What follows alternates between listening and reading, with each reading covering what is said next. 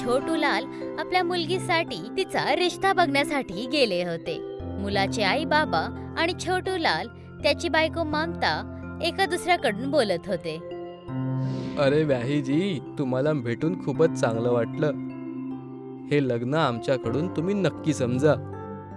हो ना, आमच्या मुलीची पण हो आहे. तेव्हा छोटूलालच्या पोटातून आवाज येते. अगं ऐकतोस का? यांच्यासाठी काही चहा पाणी आणशील की असंच पाठवशील खाली हात? हो, मी आता घेऊन येते. चहा बनलाच आहे. तुम्ही बोलणं करून घ्या, मी बस 2 मिनिटातच आले. काहीच वेळानंतर दामिनी जेवणासाठी खूप सगळे मिठाई, नमकीन, काजू बदाम घेऊन येते. घ्या ना, लाजू नका. मन खोलून खावा आणि काही कमी लागली तर आम्हाला नक्की सांगा. हो हो, बिलकुल नाही लाजणार. आणि अजून मागून खाणार आम्ही तर. एकदम उत्तम वेळेवर खाणं घेऊन आला आहात तुम्ही, कारण भूक लागलीच होती मला. अहो, तुम्ही हे काय बोलत आहात? माफ करा, ह्यांची सवय आहे मस्करी करण्याची. मी तर गंमत करत होतो. खरं तर छोटूलाल मस्करी नाही करत होता. त्याचं पोट खूप वेळापासून आवाज देत होतं आणि छोटूलाल इथे फक्त काही खाण्याची वाटच बघत होता. मला वाटते दादा, तुम्हाला खूप भूक लागली आहे. माफ करा, सफर थोडा लांब होता आणि ह्यांचं हीच सवय आहे. असेच व्याही पाहिजे होते आम्हाला, जे मन व्यक्त करून बोलतील. बघितलं, व्याहींना बरोबर माहित आहे मी कसा आहे. कुणी पण अजूनही जेवणाला हात पण नाही लावला होता आणि छोटूलाल बघताच बघता सगळं काही सफाचट करून गेला. पण त्याची भूक संपतच नव्हती आणि मग त्याच्या पोटातून परत आवाज यायला लागली. अगं दामिनी, व्याहींसाठी अजून चांगले काजू बदाम आणि मेजवानी आण. अहो, आता बस पण करा ना. असंच मन व्यक्त करणारे व्याही हवे होते आम्हाला. तुम्ही लाजू नका आणि खावा. ठीक आहे, मी घेऊन येते. दामिनी आपल्या नवऱ्याला एकदम रागात बघत बघत किचन मध्ये जाते. मनोज हे काही समजू नाही शकला, पण एक महिला होण्याच्या नाते ममता समजली की जर काय आता ही नौटंकी आणखीन वाढली तर मामला बिघडू पण शकतो. पण ममता नाही म्हटली असती ह्याच्या आधीच छोटूलालने खूप सगळं जेवण जेवलं होतं की आता त्याचं पोट 2 पटीनं वाढलं होतं. वा व्याहीजी, असं पोट तर कधीच नाही बघितलं आम्ही. पोट तर आता पण आवाज करतोय. ते समधीजी, आता दामिनी थकली आहे. अचानक छोटूलाल सगळ्या प्लेट्स उचलून त्यांना पण खायला लागतो. अरे, हे काय करत आहात तुम्ही? जर का एवढं सगळं खाऊन जाल तर डॉक्टर पण तुमचा इलाज नाही करू शकणार. बस थोडी भूक जास्त लागली आहे, मग होऊन जाणार. पण व्याहीजी, एवढं पण मन व्यक्त नव्हतं करायचं. आता दामिनीच्या रागाचा काही ठिकाणा नाही राहिला. अरे, आता पुरे पण करा. अशा माणसाच्या घरी मी आपल्या मुलाचं लग्न कधीच नाही करवणार. अरे, हा माणूस नाहीये. कोणी प्लेट पण खातं का? निघता इथून की हे घर पण खाऊन जाणार आहात? दामिनी, तुम्ही तर गपच राहा. मन खोलून समधीजी समधीजी म्हणून काय लावला आहे? चला, तुम्ही पण ह्यांच्याबरोबर बाहेर निघा. बहन, आम्हाला माफ करा, पण आम्हाला काहीच रिश्ता नाही ठेवायचा आहे. ममता ताबडतोब छोटूलालला घेऊन तिथून निघून जाते.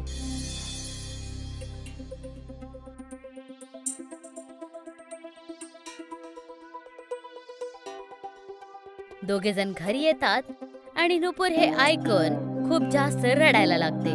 आता जर मला मुलगा आवडला होता आणि आता तुम्ही त्यामध्ये पण विघ्न घातला. हे तुम्हाला काय झालं आहे? पण विचार करण्याची गोष्ट आहे की तुम्ही त्या प्लेट्या खाल्ल्या कशा? आता काय लपवत आहात तुम्ही? लवकर सांगा, कुठून हा श्राप घेऊन आला आहे? मला क्षमा कर ममता, मी सगळं सांगतो. छोटूलाल आपल्या होणाऱ्या समध्यांना मिळण्याच्या 1 दिवस पहिला गावामध्ये फिरण्यासाठी निघाला होता. तिथे जवळच्या एका झाडाजवळ एक राहगीर होता त्याची हालत खूप जास्त वाईट होती. त्या राहगीरला कोणीतरी खूपच स्वादिष्ट पक्वान दिले होते. छोटूलाल त्याच्या जवळ जातो. अरे बाबा राहगीर, खूप चांगले पक्वान दिसत आहे. खूप चांगले पक्वान आहे. खूप धन्यवाद आहे त्या सज्जनचा. मी तर तसं पण यात्रेवर निघालो होतो, मग इथं बसलो. खूप दिवसानंतर एका सज्जननी जेवण दिलं आहे मला. देवता त्यांचं भलं करेल. हो हो, खूप चांगली गोष्ट आहे. पण भावा, जा तुम्ही हात धुवून घ्या, नाहीतर तुम्ही बिमार पडले तर. आणि चिंता करू नका, मी तुमच्या खाण्याची राखणदारी करेल. तुमचा खूप खूप धन्यवाद. राहगीर तिथून जातो आणि हात धुवून परत येतो. तर तो बघतो की छोटूलालने त्याचं सगळं जेवण खाऊन टाकलं होतं. हे काय केलं तुम्ही? मी 4 दिवसांपासून काहीच खाल्लं नव्हतं. जेव्हा एका चांगल्या व्यक्तीनं जेवण दिलं, तुम्ही ते खाऊन टाकलं. अरे भाऊ, असं नाही आहे. तुम्ही इतक्या दिवसांपासून जेवण नाही खाल्लं. मी तर हे बघत होतो की जेवण चांगलं आहे की वाईट आहे. मी तर फक्त चव बघत होतो आणि ते करताना मला माहीतच नाही पडलं की कधी हे संपलं. हा खेळ नको खेळू. एवढी भूक की समोरच्याचं दुःख पण नाही दिसणार. जर तुम्हाला कुठला त्रास होता तर मी असंच तुम्हाला याच्यातलं अर्ध जेवण दिलं असतं. पण तुम्ही हे खूप वाईट केलं आहे. जेवण तू विकत तर घेतलं नव्हतं, मग का बरं इतक्या गोष्टी बोलतोय? तुला जरा पण पश्चाताप नाही आहे? मी तुला श्राप देतो की तू जेवढं पण जेवशील, तुझं पोट कधीच नाही भरणार आणि जे पण तुझ्या नजरेसमोर येईल तू ते खाऊन टाकशील. हा कुठला श्राप झाला? आता अजून मेजवानीसाठी जागा बनून जाईल पोटात. छोटूलालने सगळी काही गोष्ट आपल्या बायको ममता आणि आपल्या मुलगी नुपूरला सांगितली. ममता, पण मला माहित नव्हतं की त्याचा श्राप एवढा भयंकर असणार. आता काय माहित नाही कोणती कमी ठेवली होती आम्ही खाडवण्यामध्ये की जाऊन त्या बिचाऱ्या राहगीरचं पण जेवण जेवून गेला आणि त्याचा श्राप घेऊन आला आहे घरी. तुमच्यामुळे माझं लग्न मोडलं आहे. तेव्हा छोटूलालचं पोट परत जोरात बोलतं. परत भूक लागली आहे ममता, काही खायला दे ना. आम्ही प्लेट खाऊन पण पोट नाही भरलं तुमचं. जा आणि जाऊन बाहेर काहीतरी खा. माहित नाही काय झालं होतं माझ्या बाबांना की जे माझं लग्न इथे करवलं. एक माणूस डोक्याने विचार करतो आणि हे आहेत की पोटाने विचार करतात. छोटूलाल भुकेने जेवणासाठी बाहेर निघतो.